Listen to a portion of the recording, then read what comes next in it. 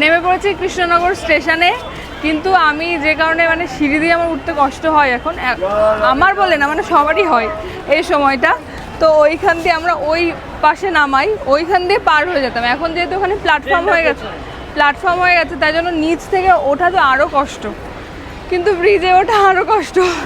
আগের দিন এসে এখানে দেখলাম লিফট বন্ধ ছিল, আজকে দেখছি লিফট চলছে, কিন্তু কি জানো তো, এই লিফটে উঠতে আমার খুব ভয় লাগে। আমি অনেকবার উঠেছি, তাও যেন হয় না, অভ্যেসই হয় না, কেমন জানি ভয় ভয় লাগে। উঠবো কিন্তু ওই পাশে তো আবার সিঁড়ি, ওই পাশে সবাই মোটামুটি এখানে যা জমা হয়েছিল চলে গেছে, আমি দাঁড়িয়ে রয়েছি দিদির জন্য। আমি যাও বা, আমারও নার্ভাস লাগে, আমি যাও বা পারবো, দিদির জন্য আরও ভয় লাগছে। দিদি বারবার এখান থেকে এইটুকু যাচ্ছে, ওই জন্য তোমাকে বললাম তুমি নিচে আসো, দিদিকে হাত ধরে নিয়ে যাও, দিদিকে হাত ধরে নিয়ে যাও, আমি পারবো। আমি দিদি থাকলে আরও নার্ভাস হয়ে যাচ্ছি, মুশকিল হয়ে যাচ্ছে। দিদিকে ওই দেখো কে যেন ধরে তুলে দিল, ওই দিদিটা তুলে দিয়েছে।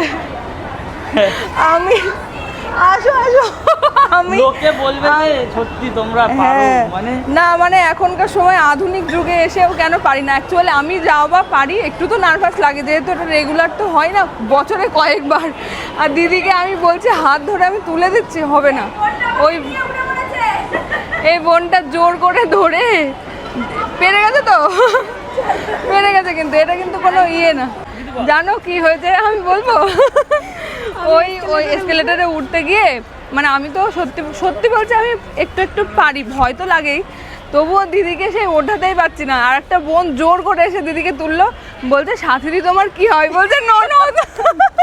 মানে এত নার্ভাস হয়ে গেছে, বলছে আমার ননদ হয়, মানে দিদি আমার ননদ হয়। দিদি সেটা না বলে বলেছে সাথী আমার ননদ।